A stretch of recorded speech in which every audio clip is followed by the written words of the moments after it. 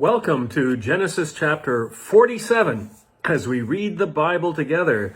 And the story of Joseph and his family is all coming together. It's time to meet the Pharaoh himself. Now this is a big deal. Remember, in this era, the Pharaoh was the most powerful ruler in the known world. The Egyptian kingdom extended well into the Middle East. When you're doing archaeological digs in Israel dating to this time, in places like Megiddo, it's Egyptian scarabs and inscriptions that you find. So Joseph is getting ready to present his family to Pharaoh. The first thing he does is he thins the herd. He isn't going to troop the entire assemblage of 70 before the throne. In fact, he's not even going to present all of his brothers. He chooses only 5. Now, why? There's 11 brothers, 12 including Joseph. Why bring only 5? It's a good question, and the answer is, I don't know. I can't find anything in the way of speculation from my normally talkative ancient sources. Perhaps he took the 5, the 5 hay fever.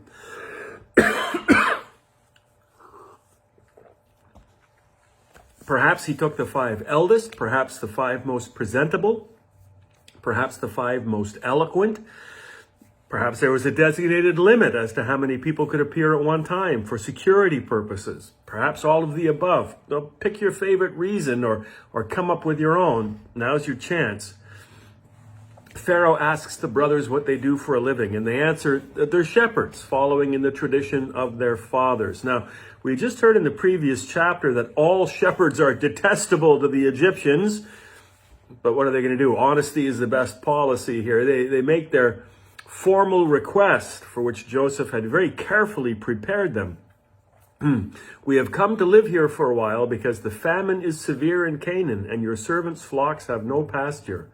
So now please let your servants settle in Goshen.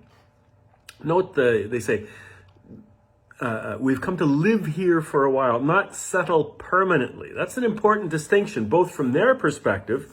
They hope one day to return to the land of the covenant, the land of Canaan. And it's an important distinction for the Pharaoh, who may not wish to be burdened with them indefinitely.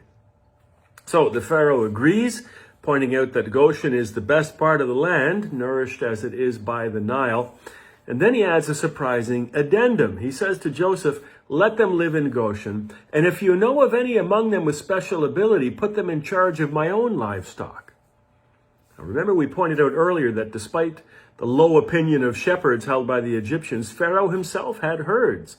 Maybe these brothers of Joseph would bring the same blessing to Pharaoh's beef and lamb and so on as Joseph had to the grain industry. And he'll need lots of shepherds, as we're shortly going to find out, lots of shepherds.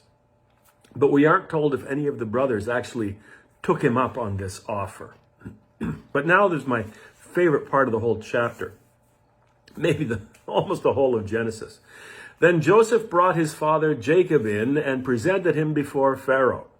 After Jacob blessed Pharaoh, Pharaoh asked him, how old are you? Jacob said to Pharaoh, the years of my pilgrimage are 130. My years have been few and difficult, and they do not equal the years of the pilgrimage of my fathers. Then Jacob blessed Pharaoh and went out from his presence. Boy, there's so much here. First of all, notice that Jacob does not bow before the Pharaoh. He blesses him. He doesn't project a subservient attitude in any way. Maybe it's his remarkable age which affords him this honored status. And it must be remarkable. Pharaoh comes right out and asks, how old are you? Jacob must have been quite a sight, ancient and worn as he was. And it's Jacob's answer which I love.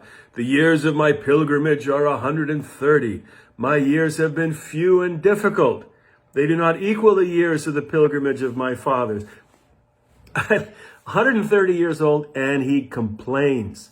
130, it's nothing compared to my ancestors. Few and difficult, he calls his 130 years, despite having amassed great wealth, being blessed with 12 sons and a family now numbering 70. And once again, another complaint. They do not equal the years of the pilgrimage of my fathers. Amazing, amazing fellow. And then on his way out, he blesses Pharaoh again. I would love to know what Pharaoh thought of the whole experience. We do know, though, that Pharaoh was as good as his word in letting Jacob's entire clan settle in Goshen and raise their livestock. So Jacob and his family are safe, having found food security in the famine. But we're only partway through the famine. It's not over yet. And we're only partway through Joseph's grain supply that he had carefully built up over those 7 good years. Soon, all of Egypt would be knocking at the door and the surrounding lands as well. And in the tradition of governments worldwide and forever, to be provided with food, the people will be taxed blind. First, the people run out of money to buy grain. No problem, Joseph says. Bring your livestock. I will sell you food in exchange for your livestock, since your money's gone. And soon every horse, sheep, goat, cattle, and donkey belongs to the state. The next year the famine continues. So what? No problem, says Joseph. Trade your land for food. Well, given little choice, they do. But what is land without someone to work it? And where will the people now live? And so they plead, buy us and our land in exchange for food. And we, with our land, will be in bondage to Pharaoh. Give us seed so we may live and not die, and that the land may not become desolate. So, we're told, Joseph bought all the land in Egypt for the Pharaoh. The Egyptians, one and all, sold their fields because the famine was too severe for them. The land became Pharaoh's, and so did the people. Joseph reduced the people to servitude from one end of Egypt to the other. Well, now, wait a minute here. Suddenly, Joseph is not quite the hero we'd thought him to be. Yes, he saved the people from starvation, but at the cost of all they had, including their freedom. Now, don't be too surprised. There are countries, many of them in our day, where the state, in fact, does own all the land. The best you can do is lease it. And around tax time, I often get the feeling that I'm more an indentured servant of the government than an autonomous individual all my own. At least in Joseph's plan, the priests, we read, were exempt. What happened to that rule? Oh well. Despite this grim turn of events, Joseph remains reasonable.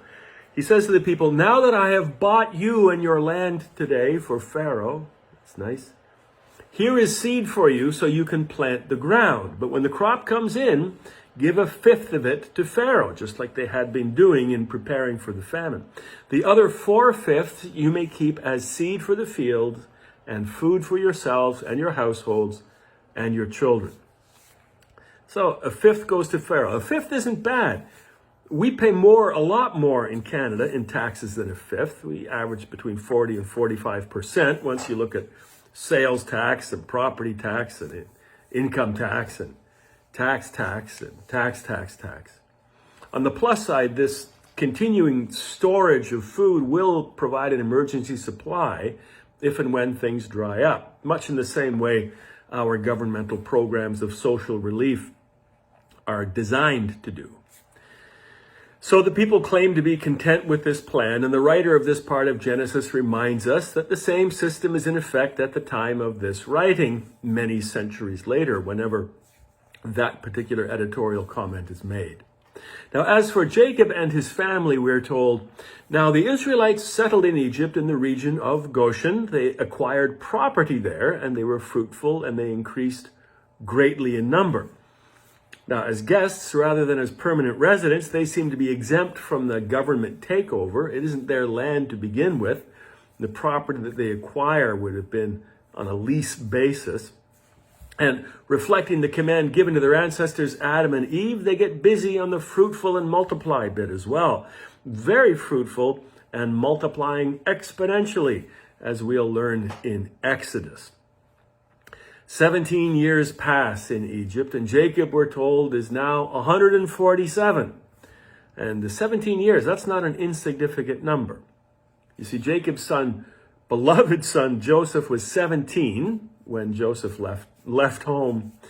And now that they're reunited, Jacob gets to spend an additional 17 years together with him in Egypt.